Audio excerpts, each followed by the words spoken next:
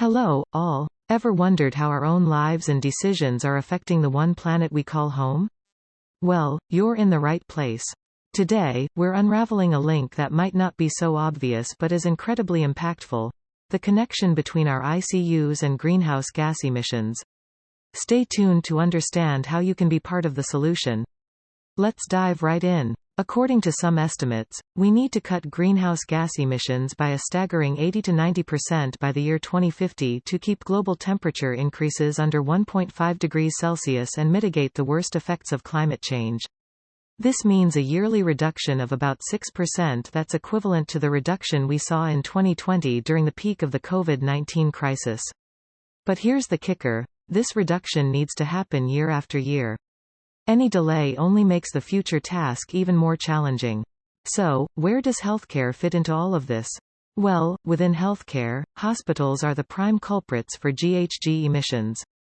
And within hospitals, it's the intensive care units, or ICUs, that are the real carbon hotspots, contributing 3 times the GHG emissions per bed day compared to acute care units.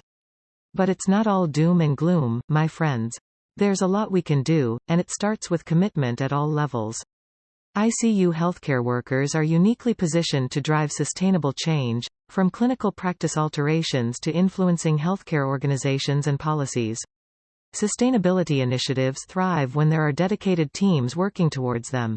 These teams not only lend permanency and legitimacy to the cause but also help raise awareness about individual actions, advocate for unit-level changes, and act as a liaison between healthcare workers, organizations, and experts to implement sustainable initiatives.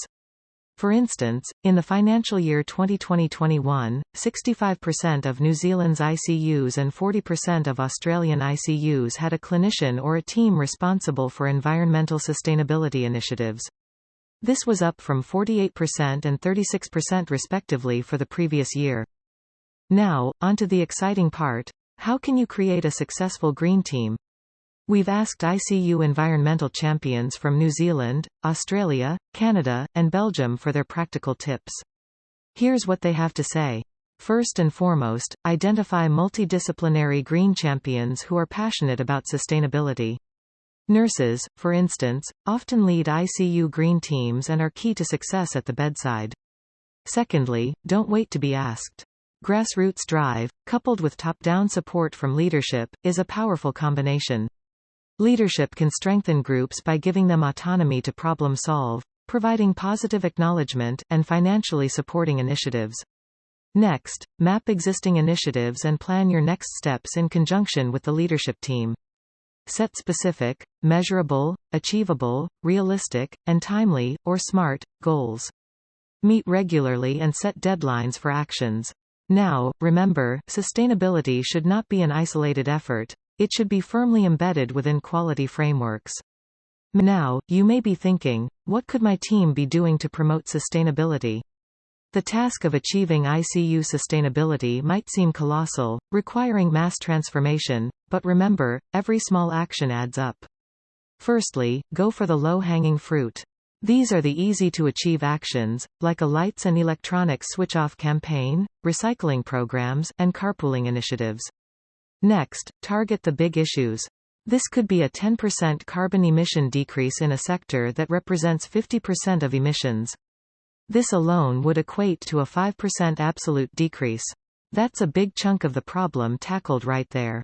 For instance, heating in hospitals is usually made with gas combustion. By targeting this, we can significantly reduce emissions.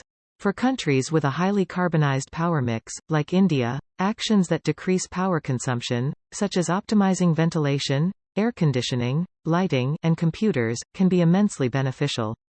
Advocacy for fully electric hospitals and renewable electricity is key. Then, consider what's symbolic.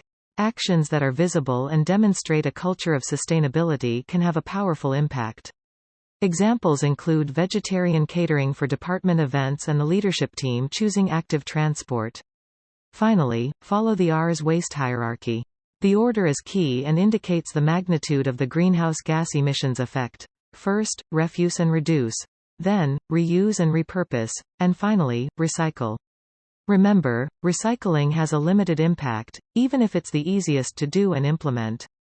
So, what's the take-home message here?